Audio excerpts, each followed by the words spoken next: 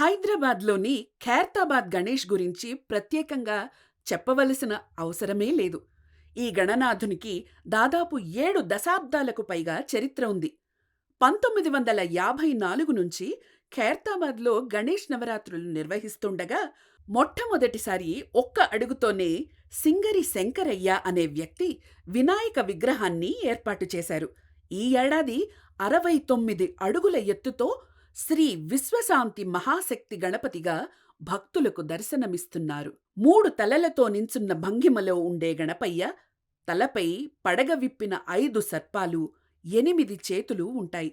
కుడివైపు చేతుల్లో ఆయుధం సుదర్శన చక్రం, అభయహస్తం, రుద్రాక్షమాల ఉండగా, ఎడమవైపు చేతిలో పద్మం, శంఖం, లడ్డూ ఉంటున్నాయి. ఇక స్వామివారికి కుడివైపున శ్రీ జగన్నాథస్వామి, శ్రీ లక్ష్మీ సమేత హయగ్రీవ స్వామివారు, ఎడమవైపున లలితా త్రిపురసుందరి, శ్రీ గజ్జలమ్మదేవి కొలువుదీరియున్నారు.